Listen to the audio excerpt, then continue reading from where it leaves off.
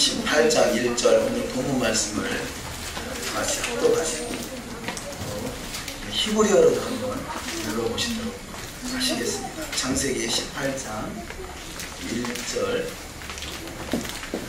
먼저 히브리어로 먼저 읽겠습니다. 히브리어로 먼저 시작.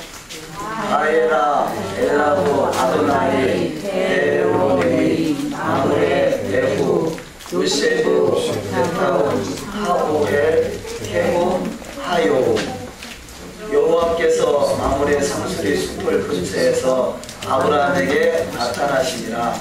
오정쯤에 그가 장막문에 앉았다가 드디어 성경 본문을 히브리어로 읽어보셨습니다.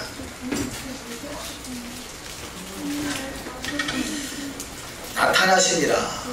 이 주에 토라푸션의 말씀이 네 번째 말씀으로 나타나시니라. 바예라. 가능하시면 토라푸션의 쉬운 네 가지, 창세기부터 신명기까지 쉬운 네 가지로 분류가 되어 있는 말씀들을 조금 감상할 수 있으면 더 좋겠어요. 그래서 이 순서에도 첫 번째가 베레시트예요. 태초에. 그다음에 노아, 또 지난주 말씀, 또 오늘 말씀, 또 다음 주 말씀. 이것이 계속 연결되어 있어요.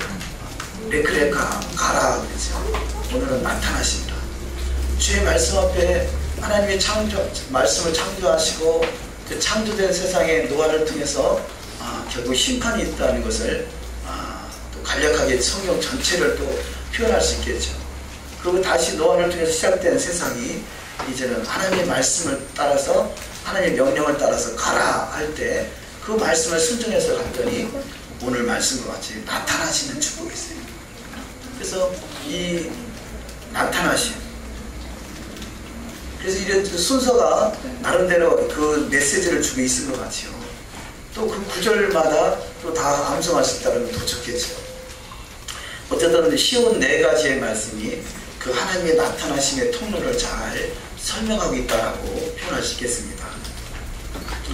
그래서 오늘 토라포션의 말씀은 바에라 나타나시니라 인데요. 이 바에라는 단어가 어원이 라라는 단어입니다. 라는 그 뜻을 보면 보다, 왕의 얼굴을 보다, 하나님의 얼굴을 보다, 듣다, 마음으로 인식하다, 마주보다, 이런 뜻을 가지고 있습니다. 우리 마이크 잠깐만 꺾어주시면. 이 라라는 그 단어는 여러 가지 다른 뜻으로 같은 스펠을 가지고 있는 단어 중에 노예라는 단어가 있죠. 노예는 선견자, 선지자 그런 뜻을 가지고 있습니다. 하나님 앞에 보여지는 인생은 선견자나 선지자로 이렇게 하나님 앞에 쓰임받게 됩니다. 우리가 처음부터 하나님 말씀을 잘 아는 사람 없잖아요. 예전에는 본질상 진노의 자녀였고 하나님과 전혀 상관없는 인생을 살았어요.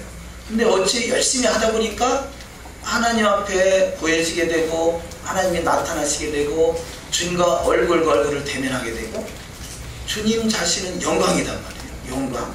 그래서 주님을 대면한다, 주님을 본다는 얘기는 주님의 영광이 함께한다는 것이죠. 주님의 영광이 함께하는 곳에는 여호와의 영광이 충만해지고 그래서 여호와의 일곱 영으로 충만해져요. 그래서 선지자도 되고 선견자도 되고 제사장도 되고 또 때로는 주님의 신부로 단장되어가는 것이죠. 그래서 이 나타나시는 축복, 날마다 주님이 나타나시는 축복이 임하시기를 주의 이름으로 축원합니다. 근데 이 나타나시는 그 축복이 에덴 동산에서는 늘 하나님이 나타나셨어요. 에덴 동산은 늘 하나님과 동행할 수 있는 그런 장소였다면 에덴에서 쫓겨남으로 결국 하나님과의 관계가 끊어져 버렸죠. 그래서 하나님이 우리와 만나주시기 원해서 이 나타나시기 원해서 나름대로 정해놓은 시간이 이것이 절기인 것이죠. 그것을 모헤드라 그러죠. 모헤드 시간의 장소. 그래서 모헤드는 시간이요, 모헤드는 천막 장소요. 그래서 시간의 장소. 오늘도 우리가 시간의 장소에 모여서 주님의 나타나심을 사모하며 주님의 나타나심을 경험하는 복된 시간이 다 되시기를 주님의 이름으로 축원합니다. 그래서 주님의 나타나는 시간이 가장 복되는 시간인데, 여기서 이 나라는 단어가 이 본문에 창세기 18장 1절에서 22장 끝절까지의 나타나심이라는 단어가 14번 기록되어 있다고 해요. 14번. 14번 성경은 이렇게 봐도 저렇게 봐도 너무 정확한 그 하나님의 그 어떤 섭리가 숨어져 있는데요. 14번이라는 것은 14라는 숫자는 히브리어로 14번째 단어가 눈이라는 단어죠. 눈. 그래서 눈은 생명의 씨, 생명의 말씀. 그래서 눈을 생명이다. 눈을 물고기, 생명 이렇게 표현합니다. 그래서 14라는 숫자, 생명을 표현하는데 우리 가운데 우리에게 그리스도인에게 생명이 언제 주어졌어요? 예수 그리스도를 믿는 순간에 주어졌잖아요. 예수 그리스도를 믿는 순간이 언제입니까? 그것을 절기로 표현하는 것이 6월절이죠. 6월절 날짜가 언제예요? 6월절은 14일. 14일. 그래서 1월 14일이 6월절이잖아요. 그 14라는 숫자 속에 생명이 함께해서 6월절이 시작되고 6월절 어린 양 되신 예수께서 십자가에서 달리심으로 그 생명이 우리 가운데 임하는 축복이 있게 됐어요. 그렇듯이 이 어디를 연결해도, 수치를 연결해도 그렇고 또 단어를 통해서 연결해도 그렇고 성경에 또 전체를 또 어디를 연결해봐도 다 하나님과 연결되어 있고 예수 한 마시아 그분하고 연결되어 있다는 거죠.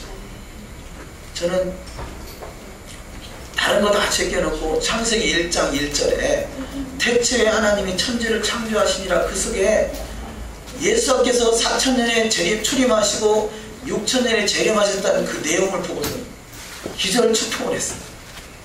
더 이상 말이 필요 없더라고요. 아니 이렇게 신묘막측한 하나님 말씀이 창세기 1장 1절 속에 전체가, 성경 전체가 다 녹아들어 있고 거기에 우연의 일치라고 하기는 너무 신비한 그런 이 내용들이 창세기 1장 1절 속에 들어있는 걸 보거든요. 두말할 것 없이 두 손 두 발 다 들어버렸어요. 이게 하나님의 성경이구나. 이렇게 기가 막히게 되어 있는 말씀이 우리는 그야말로 4000년 지난 다음에 예수님 오시니까 4000년 만에 오셨구나. 그럼 언제 오실 것인가? 그냥 기약 없이 기다리고 있구나. 그렇잖아요. 그런데 이 창세기 1장 1절 속에 이미 시초부터 종말을 다 말씀하겠다는 내용이 그 안에 증명되고 있다는 내용을 통해서 더 이상 물어볼 것도 없더라고요. 토라가 맞구나. 하나님 말씀은 1.1도 가감되지 않냐고 그대로 다 이루어지는구나. 그러니까 더 이상 의심할 여지가 없더라고요. 나머지는 토라에다 다 맞춰버리면 다 맞는 거예요. 근데 토라를 빼버리고 신약 속에서 말씀을 구하려고 하니까 이게 이 좌우나 우르나 치우치게 되고 얼마나 많은 말씀들이 참 변개되어 왔습니까? 이게 참 불행인 것이죠. 그래도 참 다행인 것은 이때 조금씩이라도 히브리에 대한 관점, 히브리적 관점으로 우리가 성경이 풀어지고 있다는 것이 얼마나 감사한지 몰라요. 오늘 아침에도 인터넷에 보니까 어지간히도 메시아에게 대해 공격하는 글이 많이 올라와 있더라고요. 근데 오늘은 거기에 대해서 댓글을 다는 사람이 없어요. 왜냐? 오늘은 샤반 날이니까. 근데 한 1, 2년 제가 2012년부터 인터넷에 히브리 뿌리 관점에서 조심스럽게 조금씩 그냥 야구 그렇게 글을 올렸었거든요. 글을 올렸었는데 뭐 그때 지금 이야기하면 난리가 났겠죠. 더 난리 났겠죠. 근데 한 1년 정도 계속 끊임없이 매일 거의 빠지지 않고 토라푸시아 난리를 올리면서 1년이 지나고 지금 때 보니까요. 아주 어디서렇게 생겼는지 메시아닉 관점에서 말씀을 보는 사람들이 아주 많아요. 그래서 메시아닉을 반대하는 그런 글들이 올라오면 거기에 대한 그 답변에 대한 글들이 아주 그렇게 많이 올라오고, 또 답변을 달기 어려우신 분들은 거기에 맞는 그런 말씀들을, 인용된 말씀들을 글을 올리고, 다른 사이트에 있는 글을 올리기도 하고, 아주 그냥 그 기독교 사이트에 메시아닉 관점의 말씀들이 많이 풀어지고 있는 것을 기하급수적으로 늘어나는 것을 볼 수 있습니다. 한편으로는 얼마나 제가 미안한지 몰라요. 그렇잖아요. 가만히 있는 개신교에다가 돌을 던지는 전쟁이 된단 말이에요. 격동이 일어나겠어요. 샤밧은 지켜야 되고, 이 토라는 1.1억도 패이지 않았다는 말, 제사도 패이지 않았다는 말, 이게 기절초풍한 일이요. 개신교 입장에서는 상상이 안 가는 말, 듣도 보도 못한 일들이 느닷없이 메시아님을 통해서 전개가 되니까, 개신교 입장에서는요, 어떻게 제 언어로 표현하기가 그러네요. 그런데 너무 미안하잖아요. 괜히 이 잠잠한 호수에 돌을 던지는 것 같아가지고 얼마나 미안한지 몰라요. 그래서 제가 처음에 그럴 때 죄송합니다, 미안합니다, 그런 얘기를 제가 수도 없이 다뤘어요. 나도 미안한지 알지만 한국 교회에 돌을 던지는 것 같아서 참 너무 민망스럽지만, 그러나 우리가 존재하는 것은 한국 교회를 위해서 존재하는 게 아니잖아요. 여호와의 말씀, 하나님의 말씀, 예수 그리스도, 그분을 통해서 그분을 위해서 존재하는 것이잖아요. 그래서 그분의 말씀이 결코 1.1획도 땅에 떨어져서는 아니겠다는 간절한 심정과 갈급한 심령으로 말씀을 올리는 것이다. 인간적으로는 극히 미안하고 내가 왜 이런 일을 해야 되는가 라는 생각을 갖지만, 그러나 이 인간적인 생각 때문에 멸망하는 것이 바리새인들이다. 바리새인적인 사고, 우리 가운데 섞여있는 것들이 뽑혀지지 않냐면 헬라 자식은 결국 섞여있는 자식이고 망할 수밖에 없어요. 예전에 커튼을 치느라, 커튼 전에는 저 말씀이 스가랴 9장 13절 말씀이 기록되어 있었는데, 커튼을 다느라고 좀 띄었다가 다시 붙였는데요. 우리 다 같이 한번 읽어보실까요? 보이시는 분은 시작. 내가 유다로 자기 활을 삼고 에브라임으로 먹인 소를 삼았으니, 시온아 내가 내 자식을 경시켜 헬라 자식을 쓰게 하며 너로 용사와 칼과 같게 하리라. 아멘. 유다의 활과 에브라임의 살로 헬라 자식을 다 쳐서 격동시키고, 결국 이 유다와 에브라임 히브리 자식이죠. 히브리 자식이 용사의 칼과 같이 서는 역사가 마지막 때 이루어지는 것이죠. 저 말씀은 마지막 때 주어진 말씀이에요. 유다의 활과 에브라임의 살로 헬라 자식을 다 쏘아 죽일 텐데, 우리가 우리 속에 있는 헬라의 영향력에서 벗어나지 못하면, 그야말로 한국 교회가 문제가 아니라 한국 교회는 살아남는지 모르지만 주님의 나라에서 결코 살아남을 수가 없게 되는 거죠. 우리는 한국 교회를 살리는 게 중요한 게 아니라 하나님의 나라를 세우는 것이 우선이기에, 하나님의 말씀 앞에 떠는 자가 되고, 그 말씀이 이루어지는 일에 저와 여러분이 더욱더 쓰임받을 수 있는 복된 은혜가 있으시기를 주의 이름으로 축원합니다. 자, 이렇게 하나님의 말씀대로 이루어가는 삶은요, 바로 그분이 나타나시기 위함인 것이죠. 아브라함은 그야말로 본토 친척 아버지 집을 따라 내가 지시할 땅으로 가라는 말씀을 듣고 그 말씀에 순종해서 지금 창세기 18장을 지나서 22장까지 이제야 네가 하나님을 경외하는 줄 알았다라는 그런 미담의 장성한 분량까지 이르게 되는 단계가 지나가고 있습니다. 창세기는 결국은 계시록인 것이죠. 결국 창세기는 주님의 나라가 이 땅에 이루어질, 주님과 더불어 1000년 동안 왕노릇할 그 내용을 잘 그런 어떤 비밀, 소도들을 많이 내포하고 있습니다. 나라는 단어를 잠깐 지금 보고 있습니다만, 나의 수치가 206의 수치를 가지고 있습니다. 206과 같은 수치가 다바르, 말씀이라는 단어예요. 말씀. 그래서 나와 나타나시다, 말씀. 그러니까 결국은 뭐냐? 말씀 앞에 순종하는 자에게 하나님이 나타나시는 것이죠. 그래서 아브라함은 하나님께서 나의 규례와 명령과 여호와의 도를 지게 행하게 하려고 너를 선택했다라고 말씀하시죠. 아브라함은 여호와의 말씀을 잘 지켜 행함으로 하나님께서 이 아브라함에게 믿음의 조상으로 세워졌다라고 또한 성경은 말씀하고 있습니다. 여기 다바르는 같은 수치를 가지고 있는 단어가 이 바에라는 단어, 오늘 본문에 토라푸시는 본문이죠.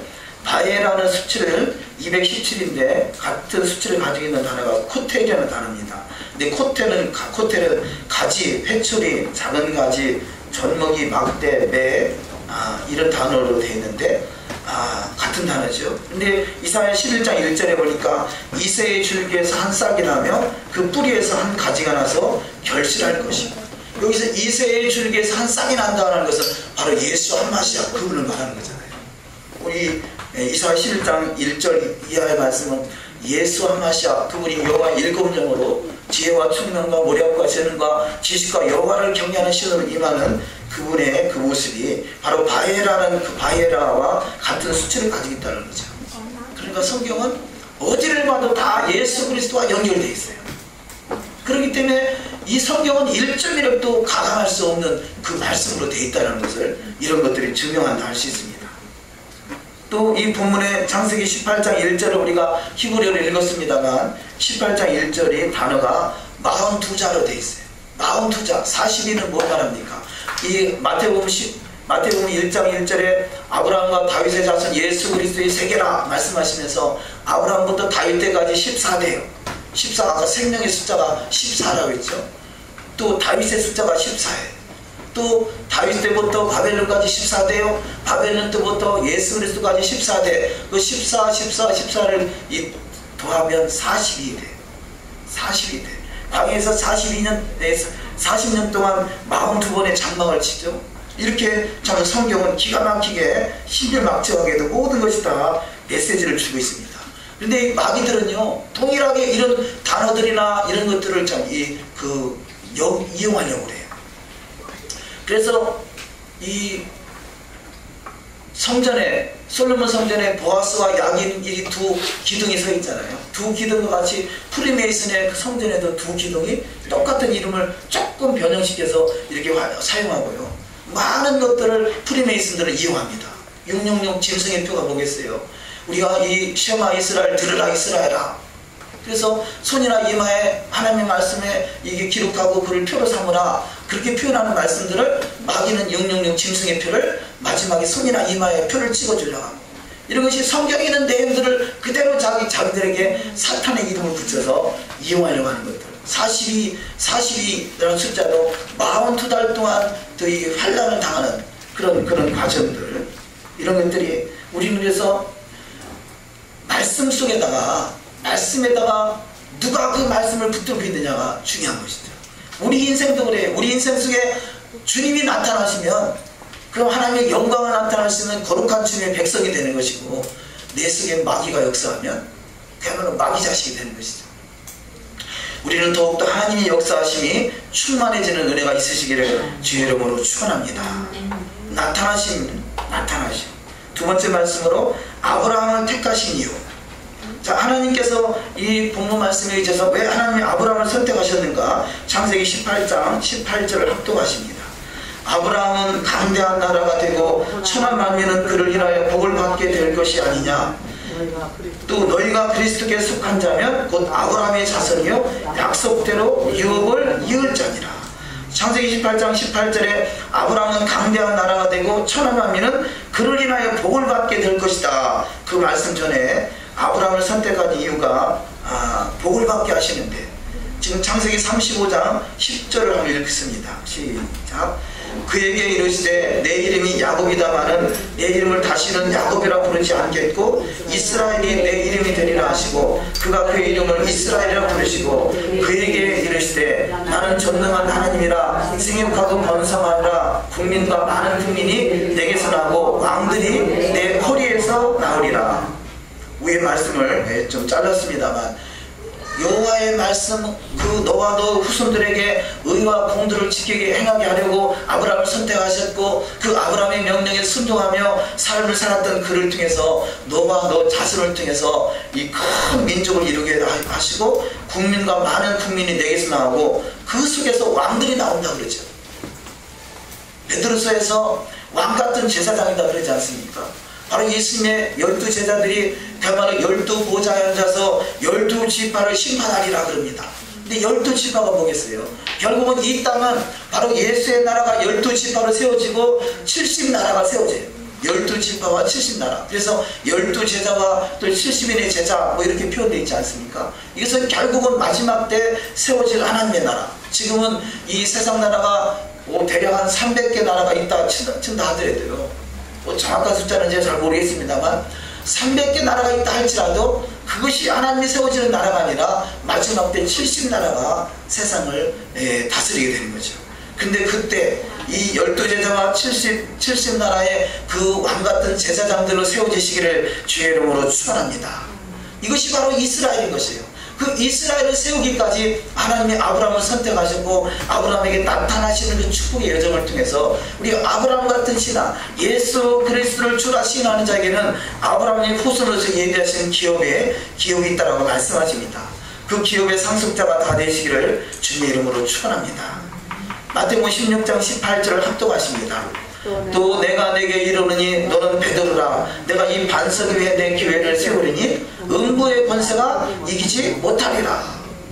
우리는 보통 교회에서는 이 반석 위에 교회를 세운다 했고 사도행전 2장에서 성령이 임하고 나서 그때부터 교회가 활성화됐다고 해서 교회의 시작은 마태복음 16장과 또 그 활성화되는 것은 사도행전 2장, 그래서 사도행전을 교회행전이다 그렇게 표현합니다. 근데 여기서 써있는 교회라는 단어는 바로 이 에클레시아라는 단어는 히브리어로 칼이라는 단어죠. 칼이라는 단어는 하나님께서 아브라함에게 선택하고 내가 너에게 큰 민족을 이루겠다고 말씀하시고 야곱에게 또 말씀하시고 또 요셉에게 말씀하시고 에브라임에게 말씀하신 그 칼이라는 단어가 이 칼이라는 큰 민족을 이룬다는 그 단어가 칼이라는 단어고 그것이 교회인 것이죠. 그러니까 교회는 사도행전에서부터 시작됐다기보다 이미 아브라함 때부터 있었어요. 그것이 바로 교회를 통해서 열국을 다스리고 그 교회가 바로 이스라엘의 하나의 기관인 것이죠. 그래서 우리는 그 이스라엘의 그 정체성이 분명히 회복되고 나는 예수 그리스도를 믿음으로 아브라함의 후손이구나. 그래서 아브라함의 후손, 아브라함과 이삭과 야곱과 요셉, 야곱을 통해서 세워진 그 이스라엘, 우리는 그 이스라엘의 어느 지파가 소속되어 있다는 그 소속감을 분명히 갖는 신앙 되시기를 주의 이름으로 축원합니다. 자, 아브라함은 어떤 신앙에 살았는가? 창세기 26장 4절을 합독하십니다. 내 자손을 하늘의 별과 같이 번성케 하며 이 모든 땅을 내 자손에게 주리니 내 자손을 인하여 천하만 민이 복을 받으리라. 이는 아브라함이 내 말을 순종하고 내 명령과 내 계명과 내 율례와 내 법도를 지켰음이니라 하시니라. 아멘. 자, 하나님이 아브라함을 창세기 12장에서 선택받았지만 그가 명령과 계명과 율례와 법도를 지켰음이라 그래요. 오늘날에 하나님의 명령을 지킬 수도 있고 안 지킬 수 있어요. 예수 그리스도를 믿는 믿음은 가졌습니다. 그런 믿음을 가졌다는 얘기는 영생을 얻었다는 거고요. 영생을 얻은 자가 명령과 계명과 율례와 법도를 지킬 수도 있고 지키지 않을 수도 있어요. 그러나 그 차이는 어마어마한 차이를 나타낼 것입니다. 명령과 계명과 율례와 법도를 지켜 행하는 자는 천국에 입성해서 만국을 다스리는 역사가 있는 줄 믿습니다. 그래서 그 역사의 주인공들이 다 되시기를 주님의 이름으로 축원합니다. 그럼 아브라함이 어떻게 그 명령과 계명과 율례와 법들을 지켜 행하는 삶이 됐는가? 그렇게 지켜 행하는 삶이 됐을 때 이것이 하나님을 경외하는 자라 이렇게 말하죠. 하나님을 경외하는 것은 어찌 보면 모든 것이 다 영이죠. 말씀도 영이듯이 영이 그 여호와 일곱 영으로 우리 가운데 임하듯이 어찌 보면 이 마지막 시대에 하나님을 경외하는 영이 우리 가운데 임해야 된다라고 표현할 수 있습니다. 왜냐하면 이 이사야 11장 2절에 지혜와 청명과 모략과 재능과 지식과 여호와를 경외하는 신이 그러잖아요. 여호와를 경외하는 영, 이것이 다 영이란 말이에요. 지혜도 영이고 청명도 영이고 모략도 영이고 재능도 영이고 지식도 영이고 여호와를 경외하는 영이기 때문에 그 영이 임해야지만 우리가 말씀을 지켜 행할 수 있는 믿음의 단계로 들어갈 수 있는 것입니다. 그래서 저와 여러분에게 여호와의 영이 임했다는 것, 더더구나 여호와를 경외하는 영이 이 마지막 시대에 임했다는 것이 얼마나 큰 축복인지 몰라요. 이 우리 하나님의 말씀을 지켜야 하는 것은 사람이 힘으로 되는 것이 아니라 주님의 인도하심이고 그것이 주님의 은혜인 것이죠. 저와 여러분 가운데 주님의 영이 여호와의 영으로 그 여호와를 경외하는 영으로 임하셨기에 우리가 이 자리에 함께하고 계신 줄 믿습니다. 얼마나 감사한 일이에요. 얼마나 감사한 일이에요. 이 참으로 좁은 문으로 좁은 길로 간다는 것이 얼마나 큰 축복인지 몰라요. 그것을 축복으로 여길 수 있는 것이 믿음인 것이죠. 자, 세 번째 말씀으로 소돔성의 멸망 이후, 이 소돔성이 멸망한다라고 어떻게 해서라도 소돔성의 멸망을 좀 막아보려고 아브라함이 참으로 하나님과 담판을 졌죠. 의인 50명만 있으면 멸하지 마소서. 45명, 40명, 30명, 20명, 10명 더 이상 미안해서 말을 못하잖아요. 그래서 우리가 이 신앙의 가장 기본 단위가 10명이다 그렇게 표현합니다. 10명. 10명을 표현하는데요. 그런데 이 소돔성이 멸망하는 이유가 어디서부터 시작되겠어요? 제가 볼 때는요, 여호와의 말씀을 농담으로 여기는 자, 농담으로 여겼기 때문에 말씀에 대한 경외감이 없어지게 되고 말씀을 지켜가는 것에 별로 관심이 없고 말씀에 관심이 없다는 것은 뭐겠어요? 세상 죄로 가득해진다는 거죠. 결국 이 여호와의 말씀을 농담으로 여기는 그 소돔성에는요, 은혜가 가득하고 동성애가 가득하고, 지금 시대가 우리나라도 지금 동성애가 막 들어와서 동성애를 입법화해서 합법적으로 인정하려고 하는 그런 시점이 많이 있단 말이에요. 이게 얼마나 무서운 일들인지 몰라요. 소돔성은 그래서 유황불이 떨어지는 역사가 있게 되는 거 아니겠어요? 창세기 19장 14절 한번 합독하십니다. 롯이 나가서 그 딸들과 청혼한 사위들에게 고하여 이르되 여호와께서 이 성을 멸하실 터이니 너희는 일어나 이곳에서 떠나라 하되 그 사위들이 농담으로 여겼더라고. 지금 인터넷에 많은 사이트에 저희들이 이 메시아님 관점에서 글을 올리는데요, 그야말로 농담으로 여기는 사람들이 얼마나 많은지 몰라요. 저들은 율법주의자, 예수도 안 믿는다는 거죠. 예수도 안 믿는데 예수를 믿으면 어떻게 율법을 지키라 할 수 있는, 말할 수 있느냐. 그렇죠. 얼마나 눈이 닫혀져 있는지 율법을 원수로 여겨요. 원수로. 율법은 신령한 것이단 말이에요. 율법은 진리고요, 율법은 하나님의 말씀이에요. 여호와 입에서 나온 말씀을 그야말로 이 하나의 저주의 율법으로 보고 있으니 이게 농담보다도 더 진한 농담, 더 진한 것을 뭐라고 표현하면 좋을까요? 저주의 율법으로 보고 있으니 이 얼마나 참으로 이 참 가증스러운 일이 되겠습니까? 이런 것은 결국 마음과 귀에 할례를 받지 못한 증거라는 것입니다. 요한복음 7장 19절을 합독하십니다.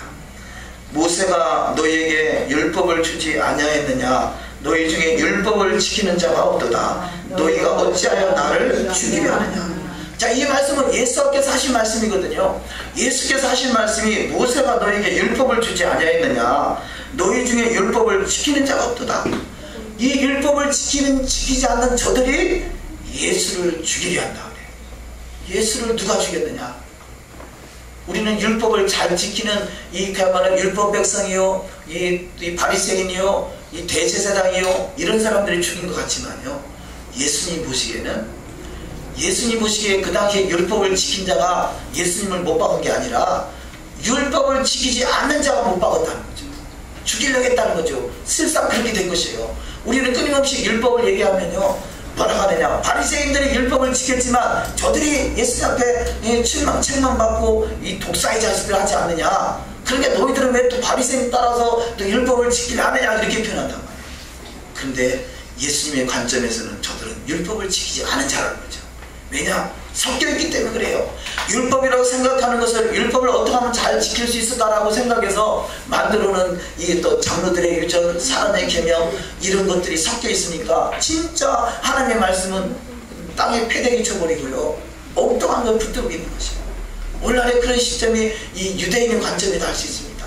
유대인들에게 복음을 전하면 뭐라고 하냐면, 당신이 말이 맞소 이렇게 인정하더라도요, 그런데 그 다음 날이 말이 문제예요.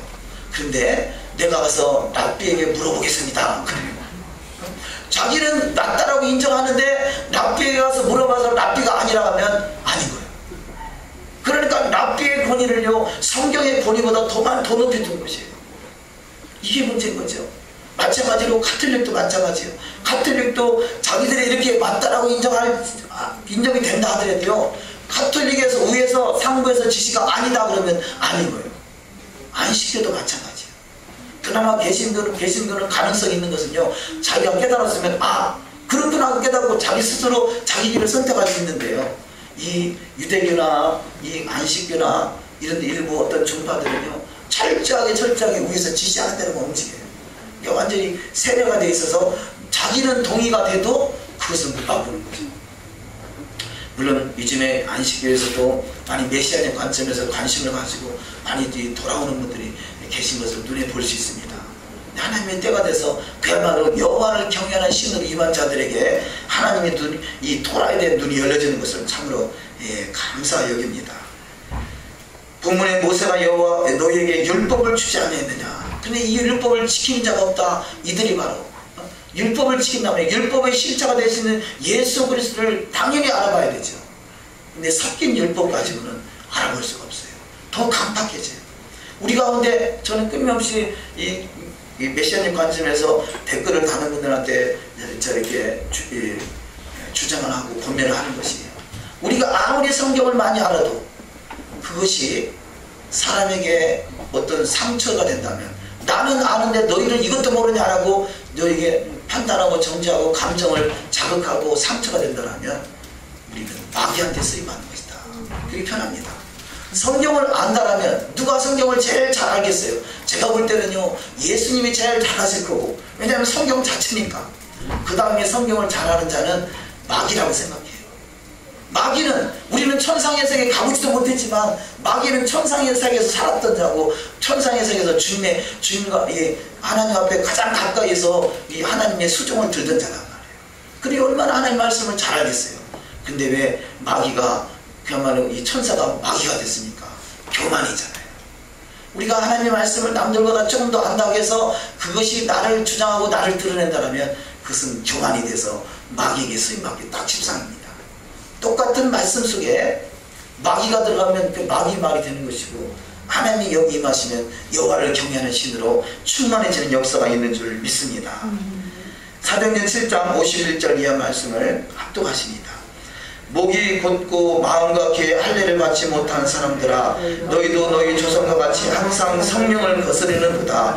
너희 조상들이 선지자들 중에 누구를 박해하지 아니하였느냐? 의인이 오시리라 예고한 자들을 그들이 죽였고, 이제 너희는 그 의인을 잡아줄 자여 살인자가 되나니 너희는 천사가 전한 율법을 받고도 지키지 아니하였도다 하니라. 아멘.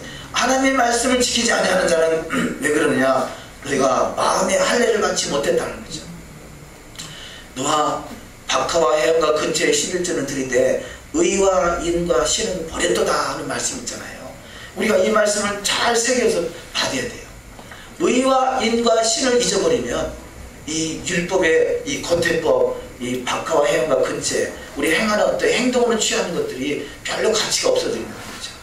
근데 진짜는 그 안에 이 율법의 완성은 사랑이라고 그러잖아요. 사랑을 따라 역사하시는 믿음을 가질 때 이것이 진정한 율법의 정신이요, 예수 그리스도를 닮아가는 신앙이 되는 줄 믿습니다. 이것이 진정한 율법의 메시지인 거죠. 율법은 그래서 토라는 여호와의 심장이다 그래요. 심장. 우리가 토라를 지켜야한다 하면서 주님의 심장을 갖지 못하고 주님의 마음을 품지 못하면 우리는 뭔가 이 엇박자가 나는 거죠. 다음 말씀으로 바리새인들은 토라를 지켰다라고 오늘날의 교회에서는 보고 있지만 예수님은 저들은 토라를 지킨 것이 아니다 말씀합니다. 우리가 마태복음 15장 2절 이하 말씀을 합독하십니다. 당신의 제자들이 어찌하여 장로들의 유전을 범하나이까? 떡 먹을 때 손을 씻지 아니하나이다. 대답하여 말했을 때 너희는 어찌하여 너희 유전으로 하나님의 계명을 범하느뇨? 그 부모를 공경할 것이 없다 하여 너희 유전으로 하나님의 말씀을 폐하는도다.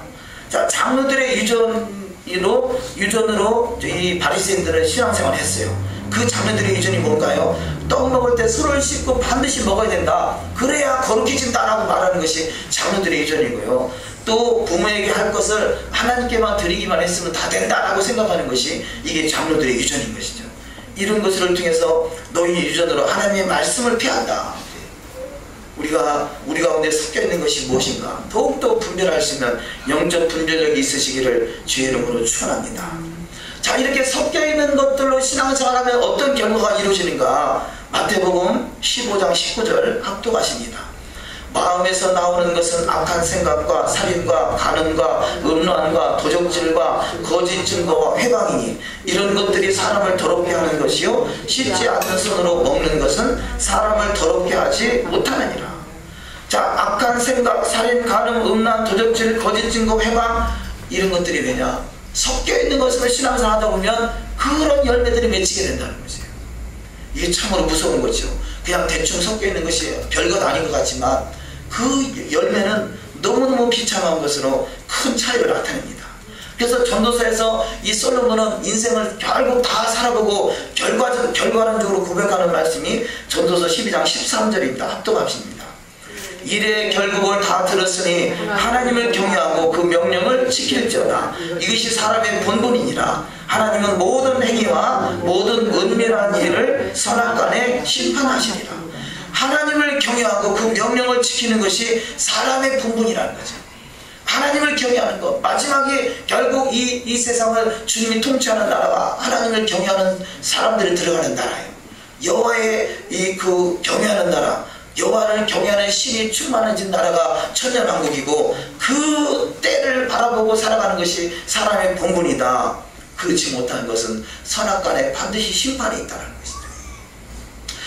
알리야 네 번째 말씀으로 세상이 심판받을 때, 자, 마지막 때, 인자의 때, 노아의 때와 또 인자의 때, 이 노세 때를 기억하라 그러죠.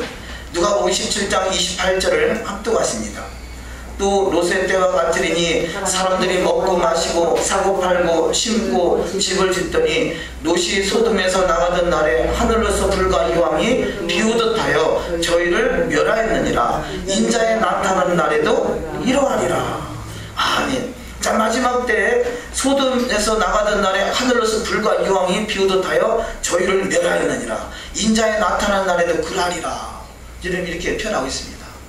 지금 인터넷에 일부 사이트에서 12월 달에 전쟁이 난다라고 아주 그런 이 메시지들이 많이 떠들고 있습니다. 뭐 12월 며칠이다, 뭐 12월 16일이다, 뭐 며칠이다, 뭐 그런 이야기가 있습니다만, 그 두 가지 이슈가 크게 있는데요. 하나는 땅굴 이야기하고, 또 하나는 전쟁 이야기인데요. 그것은 언제든지 가능한 일이에요. 가능한 일. 그런데 그때 이 전쟁이 난다라면 어떤 일이 벌어지겠어요? 여기 소돔에서 나가던 날에 하늘로서 불과 이왕이 비오듯이 쏟아지는데, 그것이 전쟁의 모습 아니겠어요? 우리 가운데 나타날 수 있는 것은 전쟁의 모습이 될 수도 있고, 또 소돔성과 같이 하나님의 초자연적으로 불과 이왕으로 쏟아부을 수도 있지만, 우리가 그래서 어떤 경우는 그러더라고요. 전쟁에 나면 우리가 어떻게 예비할 것인가? 오늘 아침에도 본 것 같은데, 뭐 전쟁이 나면 일단은 전기는 다 끊어지고, 전기 끊어질 거니까 이 비상 경보가 울리거들랑 이 화장실에 목유통에다가 물을, 통이라는 통은 다 물을 받아놓고, 또 라면 끓여 먹을 라면 같은 건 물을 많이 소비하니까 라면보다는 초콜릿이나 이런 것이 더 좋고, 뭐 이렇게 구체적으로 전쟁을 준비할 수 있는 그런 메시지들이 막 떠오르더라고요. 근데 조금 뭐 한 달 더 사나 1년 더 사나 그게 중요한 것이 아니라, 내가 과연 지금 전쟁이 나서 폭탄이 떨어져 죽는다 할 때 내가 지금 주님 앞에 떳떳하게 갈 수 있는가, 내 심령이 준비가 되어 있는 게 더 중요한 것이죠. 라면 하나 더 먹고 털 먹고 그거 중요한 거겠어요? 우리는 전쟁을 준비하되, 물론 그런 것도 필요 없다는 얘기가 아니라, 제가 생각할 때는요, 12월 달엔 전쟁이 안 날 것 같아요. 왜냐?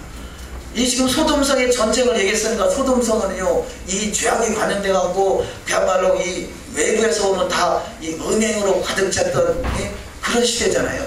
근데 지금은 우리가 지금 그런 시점, 미국 같은 데는 그렇게 막 좀 우리보다 더 할지 모르지만요, 아직은 우리가 법적으로 어떤 이 동성애 이런 것을 합법화시키고 그런 상태는 아니잖아요.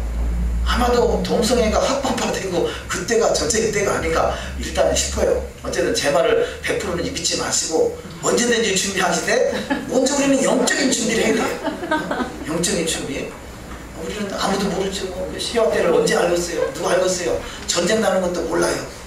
그러나 우리는 먼저 이 마지막 때에 대해서, 토라에 대해서 눈을 열어주는 거 보면 이게 또 그렇게 긴 세월만은 더 아닌 것 같아요. 그러니까 더욱더 말씀 앞에, 말씀을 지켜 행한다고 그것이 나를 구원한다는 뜻이 아니라, 주님의 신부를 잘 단장될 수 있는 더욱더 거룩함이 이르는 것이죠. 어떤 자에게 주님이 나타나시겠어요? 더욱더 율례와 법도와 계명을 통해서 더욱더 정결함으로, 순결함으로, 깨끗함으로 나가는 그 인생 속에 하나님 역사하지 않겠어요? 그것이 나타나면, 하나님께서 나타나신 이유가, 나타나는 장소는 성전이기 때문에 나타나거든요.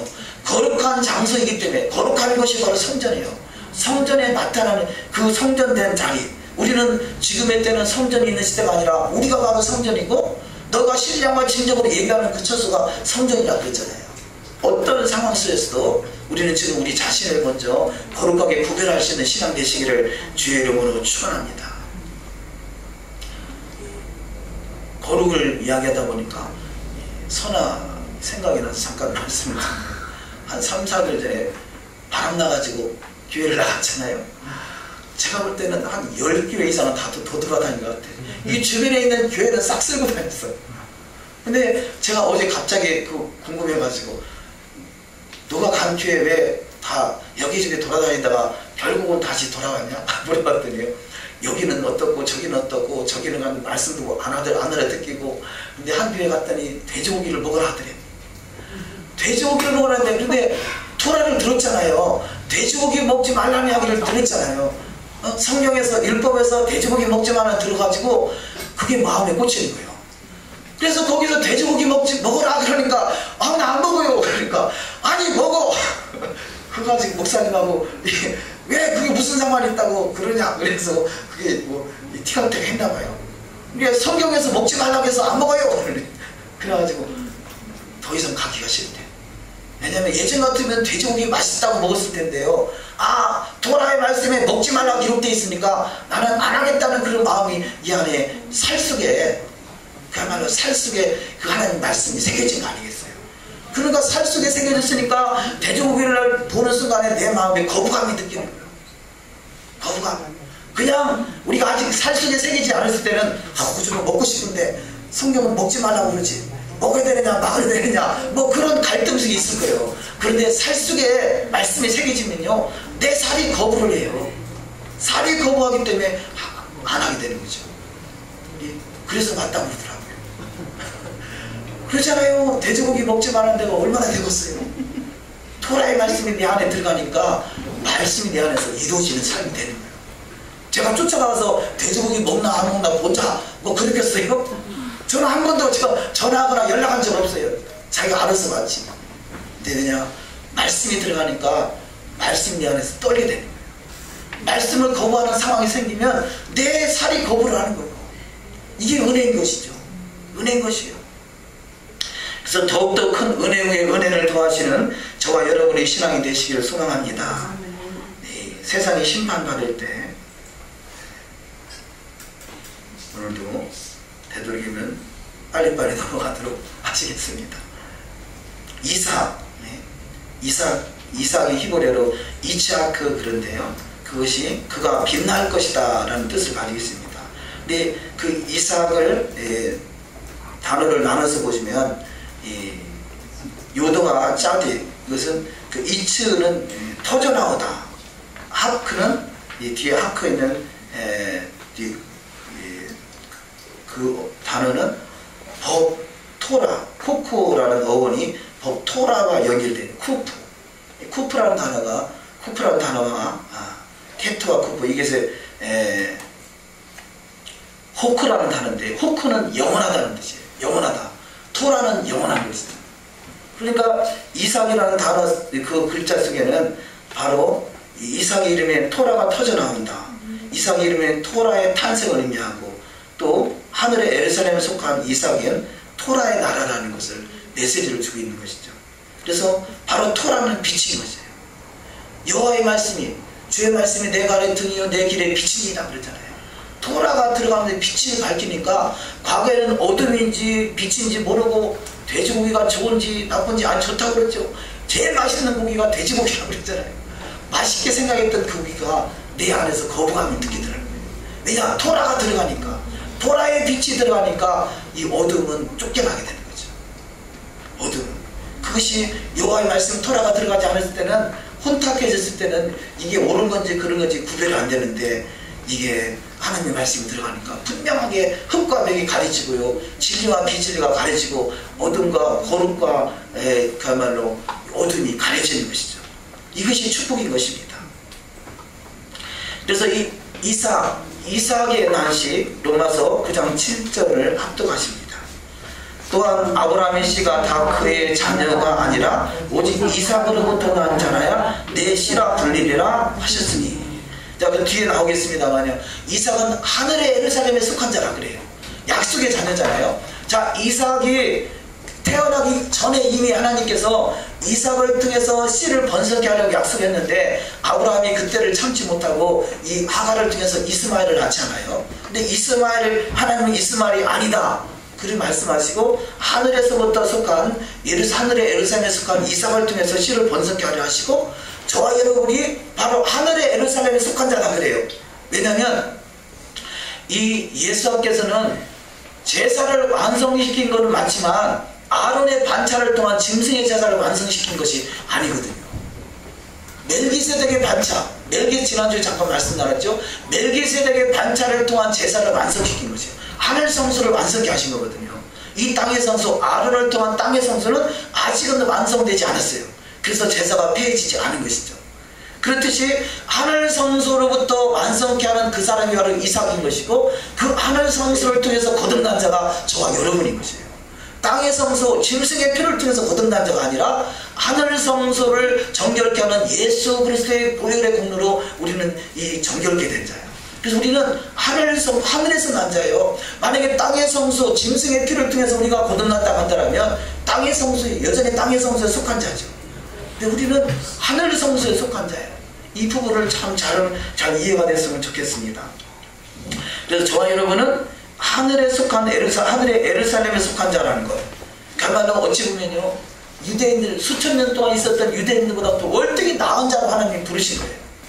그것이 바로 성령의 인도함 받는 자예요. 성령의 인도함 받는 자. 그런데 우리가 하늘에 속한 자, 땅의 성소는 모형에 불과해요. 하늘 성소는 그야말로 실제단 말이에요. 이 실제를 보고서 그대로 모형으로 그리는 것이 이 땅의 성소인 것이죠. 땅의 성소. 그것은 마치 자동차가 굴러가는데 자동차를 이 어린아이가 똑같은 자동차를 진짜같이 여기잖아요. 그 장난감인 자동차가 땅의 성소라면 하늘 성소는 지금 지나가는 자동차가 하늘 성소라고 표현할 수 있죠. 그 실제는 하늘 성소단 말이에요. 저와 여러분은 하늘 성소의 멜기세덱의 반차를 통해서 오신 예수 그리스도를 통해서 거듭난 자예요. 그러면 어떤 게 지금 실체냐? 진짜는 바로 하늘 성소단 말이에요. 그렇기 때문에 땅의 성소의 법에 따라서 모세의 율법이 땅의 성소의 법이라면 모세의 율법을 통해서도 모세의 율법을 지키지 않은 자도 두세 사람의 증인을 통해서 그게 확정이 되면 사형을 당하는데 너희는 하늘 성소로 통해서 태어났는데 어찌 모세의 율법보다도 못한 자로 그렇게 살아갈 수 있겠느냐? 이 말씀을 기록한 것이 히브리서 10장입니다. 우리는 그런 개념이 없다 보니까 우리는 하늘 성소로 태어났으니까 예수로서 태어났으니까 이제는 모세의 율법과는 전혀 상관이 없는 삶을 살아도 된다라고 생각했던 것이 무식이 충만한 거죠. 그런데 히브리서 10장 26절을 이 쉬운 성경으로 기록한 말씀입니다. 한번 히브리서 10장 26절 이 말씀을 합독하십니다. 우리가 진리의 지식을 얻은 뒤에 일부러 죄를 지으면 그때에는 속죄의 제사가 남아있지 않습니다. 남은 것은 예상할 수 있는 무서운 심판과 반역자들을 삼킬 맹렬한 불뿐입니다. 모세의 율법을 어긴 사람도 가차없이 두세 증인의 증언을 근거로 하여 사형을 받았는데 하나님의 아드님을 짓밟고 자기를 거룩하게 한 언약의 피를 대수롭지 않게 여기고 은혜의 성령을 모욕한 사람은 얼마나 더 무서운 벌을 받아야 하겠는가 생각해 보십시오. 이렇게 되어 있거든요.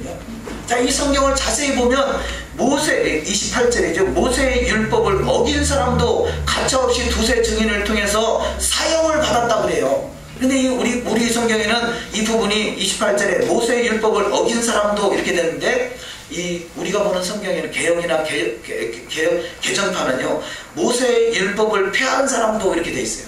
그러니까 그 문자 그대로 가서 모세의 율법은 폐해졌구나 이렇게만 해석하는 거예요. 근데 그게 아니라 폐했다는 얘기는 어겼다는 거죠. 모세의 율법을 어긴 사람도 이런 심판이 있는데 하물며 하나님의 아들을 통해서 태어난 너희가 성령의 인도함을 따라 살아간다는 너희가 어찌 모세의 율법만도 못한 신앙을 가지고 있다면 너희가 어떻게 살아남을 줄 아느냐? 이게 얼마나 무서운 말씀이겠어요. 근데 말씀을 그 해석을 잘못하다 보니까 엉뚱한 해석들이 나옵니다. 그 밑에 히브리서 10장 32절을 2절의 말씀을 합독하십니다. 여러분은 빛을 받은 뒤에 고난의 싸움을 많이 견뎌낸 그 처음 시절을 되새기십시오. 여러분은 때로는 모욕과 환난을 당하여 구경거리가 되기도 하고 그런 처지에 놓인 사람들의 동반자가 되기도 하였습니다. 여러분은 세상 관계 같은 사람들과 고통을 함께 나누었고 또한 자기 소유를 빼앗기는 일이 있어도 그보다 더 좋고 더 영구한 세상이 있다는 것을 알고 그런 일을 기쁘게 당하였습니다. 나의 의인은 믿음으로 살 것이라. 그 뒤로 물러서면 나의 마음이 그를 기뻐하지 않을 것이다. 아멘. 이 표준 세번역에는 아주 쉽게 이 말씀이 기록이 되어 있죠.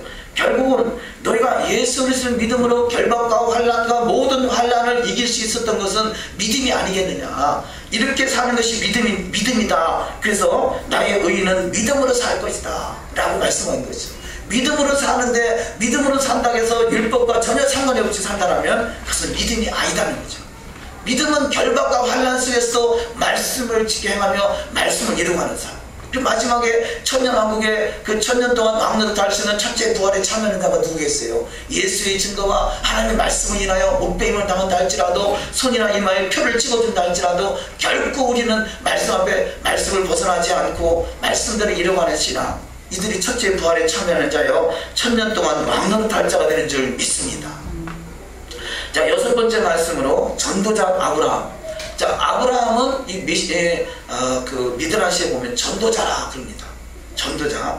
아브라함이 지난주에도 말씀을 나눴습니다만 미드라시에 있는 아브라함의 어린 시절에 대해서 말씀을 나눴잖아요. 그는 할 수만 있으면 복음을 증거하는 삶을 살았어요. 그래서 창세기 15장 5절을 합독하십니다. 아브라함이 그 아내 사라와 조카 롯과 하란에서 모은 모든 소유와 얻은 사람들을 이끌고 가나안 땅으로 가려고 떠나서 마침내 가나안 땅에 들어갔더라. 여기서 아브라함이 갈대우를 떠날 때는요, 비록 그 갈대우에서 조카 롯과 아버지와 또 뭐 부인과 뭐 한 서너 명밖에는 없었잖아요. 근데 하란을 거쳐서 그 아브라함이 이 갈대우를 떠날 때가 이 미드라시 보면 54세였다고 그래요. 54세에 떠나서 그 다음에 이 갈대우 하란에 지어가서 하란에서 가나안에 들어올 때는 그때가 75세예요. 그러니까 54세부터 75세까지니까 대략 21년? 19년일까요? 54세에서 75년이니까 19년이에요? 19년? 21년이죠. 그런 것 같은데. 예. 중요한 게 아니라 21년 동안에 자기 사람으로 여기 지금 얻은 사람들 그러잖아요. 얻은 사람들은 철저히 주님의 군사로 세워진 자들이 318명이라는 거죠. 그래서 가나안 땅에 들어올 때는 318명이 들어오게 됩니다. 318명이 가나안 땅에 들어와서 그 318명의 군사를 데리고 와서 롯이 그야말로 롯이 그야말로 포위를 당했을 때, 어려움을 당했을 때 군사를 이끌고 와가지고 그들을 멸하고 나서 누굽니까 멜기세덱을 통해서 축복을 받잖아요. 아브라함이 그 말씀 속에 이 아브라함은 장막에 앉아 있을 때도 왜 장막에 앉아 있는가? 전도 대사장을 찾기 위해서 장막에 앉고요. 이사를 갈 때도 왜 이사를 가는가? 그는 전도할 사람을 위해서 이사를 간다는 거예요. 미드라시에 기록된 내용이거든요. 근데 그 아브라함의 그 귀한 메시지들을 유대인들은 제대로 받지 못했죠. 유대인들은 이방 지역에 가서 복음을 증거하고 한 것보다는요, 자기들끼리 모여서 신앙생활 하다가 하나님이 너무 안타까우니까 그들을 흩어버리잖아요.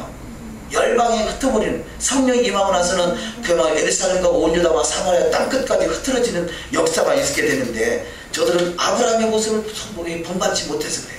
저와 여러분도 그야말로 아브라함같이, 우리는 아브라함의 후손으로서 아브라함같이 전도의 사명을 잘 담당하시는 복된 자가 되시기를 주의 이름으로 축원합니다. 자, 빌립보서 2장 25절 이하부터 계속 합독하십니다. 그러나 에바브로디도를 너에게 보내는 것이 필요한 줄을 생각하느니, 그런 나의 형제여, 함께 수고하고 함께 군사된 자여, 너희 사자로 내가 쓸 것을 돕는 자라. 내가 그리스도 예수의 좋은 군사로 나와 함께 고난을 받을지니, 군사로 다니는 자는 자기 생활에 얽매이는 자가 하나도 없나니, 이는 군사로 모집한 자를 기쁘게 하려 하니라. 우리는 예수 믿는 순간에 저와 여러분은 주님의 군사인 것이에요. 그래서 이 사도 바울이 그가 다메섹 도성에서 하나님을 경험하고 나서요 대번 한 얘기가 뭡니까? 나는 이방인의 사도로 부르심을 받았노라 그러잖아요. 그가 빛을 받기 전에는 자기의 사명을 깨닫지 못했지만 진짜 은혜를 받고 나서는 아, 내가 이방인을 전도하는 전도자를 세워줬구나 하는 것을 깨닫게 되고 주님의 군사로서의 삶을 살아갑니다. 그 이야기는 저와 여러분이 부름을 받았을 때는 반드시 주님의 군사로 부름을 받았다는 것이죠. 이것이 주님의 신부들이에요. 그래서 이 아가서에 보면 이 기치를 버린 어미한, 여기까지는 좋은데 이 군대가 누구냐 그러잖아요. 주님의 신부는 주님의 군사인 거죠. 주님의 군대인 거죠. 그래서 하나님이 이 창세기 1장에서 모든 걸 완성하시고 창세기 2장 1절에서요 1절에 우리 성경에는 그렇게 번역되어 있지 않습니다만 주님의 군사라 그렇게 번역되어 있어요. 이 세상의 창조 완성은 주님의 군사가 되는 거죠. 주님의 잘 훈련된 군사로 세워지는 축복이 있으시기를 주의 이름으로 축원합니다. 자, 아브라함은 그의 전도하는데 얼마만큼 그가 열심히 전도하느냐? 자기가 그 사람을 만났을 때 그 사람을 케어할게 하는, 그 사람이 흡족할 만큼 충분하게 대접을 합니다. 창세기 18장 1절의 말씀을 합독하십니다.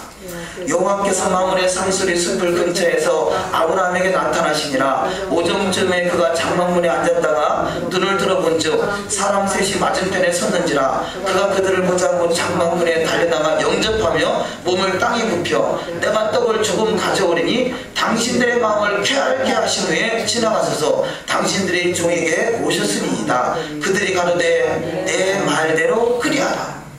이가 천사인지 아닌지 알고 대접했다기보다는요, 그가 본래의 마음이 자기 집에 오는 손님에 대해서 쾌활케 할 만큼, 흡족할 만큼 대접하는 모습을 발견할 수 있습니다. 그래서 우리가 부지 중에 천사를 대접하는 경우가 있다고 하잖아요. 어려운 사람, 가난한 사람, 소외된 사람, 병든 사람, 약한 사람, 천한 사람, 이 환난당한 사람, 바로 이런 사람을 돕는 자가 주님의 천사를 대접하는 축복된 자가 다 될 줄 믿습니다. 자, 마지막 말씀을 보시겠습니다. 여호와를 경외하는 자. 자, 이 지금 본문 말씀이 오기까지 이 아비멜렉의 사건이 있습니다. 근데 아비멜렉이 비록 지금 땅은 아비멜렉이 다스리는 땅에 아브라함이 들어왔어요. 그런데 아비멜렉이 가만히 보니까 아니, 아브라함 저 사람을 통해서 하나님 역사 안 해요? 아브라함의 부인 사라를 자기가 취하려겠더니 이 느닷없이 꿈속에 나타나가지고 너 그 여인 돌려주지 않으면 너 죽여! 이렇게 하나님이 막 겁주고 그러시죠. 그러니까요, 아브라함은 하나님이 함께하는 사람이구나. 그래서 결국은 이 땅도 아브라함이 이 땅이 될 것이구나 라는 것을 그는 미리 알고요, 아브라함이 아비멜렉이 아브라함에게 간청을 합니다. 당신이 믿는 하나님이 진짜 하나님이다. 만약에 나와 나의 후손과 내 대대까지 당신의 이 땅에서 우리가 함께 더불어 살 수 있도록 허락해달라 그래요. 그러니까 아브라함은 얼마나 황금 무시르소이잖아요. 조금 전까지, 얼마 전까지만 해도 부인까지 빼앗아갔던 그 사람이 자기한테 나와 같이 이 땅에서 함께 더불어 살자, 나한테 해를 주지 말라고 이렇게 하니까 얼마나 기고만장해졌겠어요. 그래서 아브라함이 순간적으로 자기가 생각이 멈춰지고 그럽시다 하고 언약을 맺어요. 그것을 맹약을 맺어요. 근데 하나님이 그것을 가증스럽게 여겼다. 미드라시는 그렇게 말합니다. 왜냐하면 하나님이 허락하신 땅에 하나님이 허락하셔야 그 아비멜렉의 땅을 유업으로 줘야 될 텐데 아브라함이 그냥 단순하게 생각하고 맹약을 맺었어요. 이 사건이 하나님 보시기에 가증스럽게 여겨졌어요. 창세기 22장 1절에 와서 하나님이 아브라함을 시험하셨다는 거죠. 그래서 이 22장 1절 말씀에 창세기 22장 1절을 보시면요, 22장 1절에 이렇게 시작되고 있습니다. 그 일 후에 이렇게 말씀이 시작되고 있어요. 그 일 후에, 어떤 일 후냐? 아브라함과 맹약을 맺은 그 일 후에 찾아온 것이 뭐냐? 시험이라는 거죠. 우리는 끊임없이 아브라함의 창세기 22장까지 올 때까지는요, 많은 우여곡절을 겪으면서 이제야 됐다라고 생각했을 수 있었는데 순간적으로 방심해서 하나님 앞에 허락을 받지 않냐고 자기 스스로 결단하고 그 맹약을 맺은 사건, 그래서 그 일 후에 아브라함과 맹약을 맺은 사건 후에 이 시험이 왔다는 거죠. 큰 시험. 우리는 끝까지 끊임없이 주님 앞에 묻고 주님의 선하신 뜻에 따라서 살아가는 저와 여러분이 되시기를 주님의 이름으로 축원합니다. 자, 한 가지만 더 보시면 이 아브라함은 하나님을 경외하는 믿음을 가졌다. 드디어 믿음의 그 시험에서 통과하게 되죠. 근데 이 창세기 22장 12절을 합독하십니다. 사자가 가라사대 그 아이에게 내 손을 대지 말라. 아무 일도 그에게 하지 말라. 내가 내 아들 내 독자라도 내게 아끼지 아니하였으니 내가 이제야 내가 하나님을 경외하는 줄 알았다. 그런데요, 여기 경외한다는 단어가 야레라는 단어입니다. 근데 야레의 뜻을 보면 두려워하다, 무서워하다, 걱정하다, 경외하다, 존경하다, 떨다, 놀라다, 이런 뜻이 있습니다.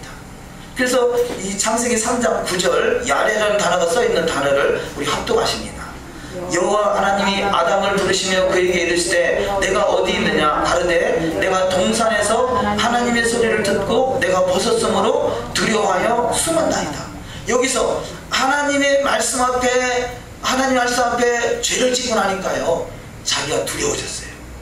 그래서 두려워하여 주님 앞에 주님을 떠나서 숨었나이다 라고 하는 두려워한다는 단어가 똑같은 야레라는 단어로 경외한다는 단어예요.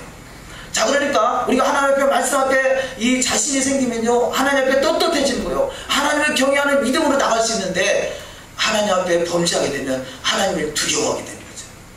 똑같은 단어인 거죠. 그런데 어쨌든 우리가 말씀 앞에 벗어났을 때는 말씀 앞에 떠는 자가 돼요. 내가 또 말씀을 이렇게 또 벗어났구나. 그래서 애통할 수밖에 없는 것이에요. 그래서 이것이 바로 의에 줄이고 목마른 자예요.